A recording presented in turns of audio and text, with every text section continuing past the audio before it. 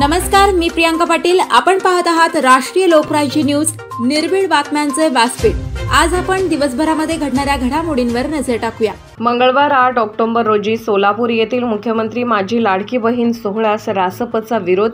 मुख्यमंत्री माझी लाडकी बहीण योजनेचा वचनपूर्ती सोहळा मंगळवार दिनांक 8 ऑक्टोबर रोजी सोलापूर येथे आयोजित करण्यात आला आहे। या त्या सोहळ्याला राष्ट्रीय समाज पक्षाचा जाहीर विरोध असल्याचे निवेदन सोलापूरचे जिल्हाधिकारी कुमार आशीर्वाद यांना राष्ट्रीय समाज पक्षाचे पश्चिम महाराष्ट्र उपाध्यक्ष सुनीलदादा बंडकर यांच्या नेतृत्वाखाली देण्यात आले।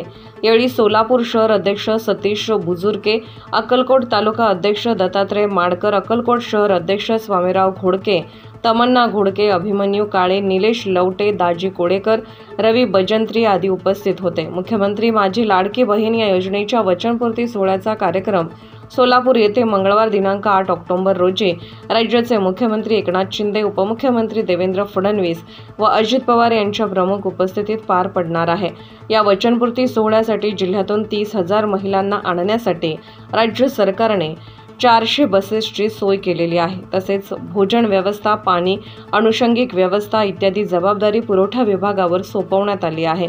सार्वजनिक बांधकाम विभागावर पावसाळी परिस्थिती पाहता योग्य मंडप व अनुषंगिक व्यवस्था योग्य पद्धतीने नियोजन करण्याचे निर्देश दिले आहेत।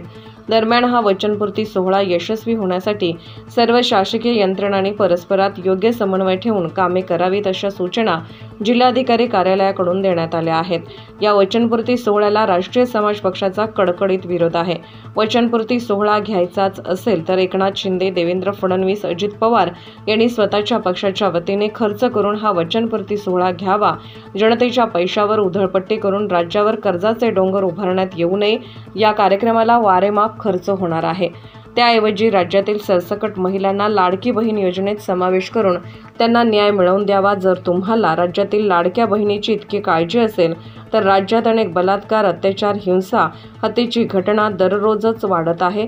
यावर शासन कठोर निर्णय घेताना दिसून येत नाही।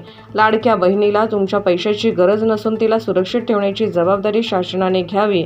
या सरकारवर महिलांचा विश्वास राहिला नाही।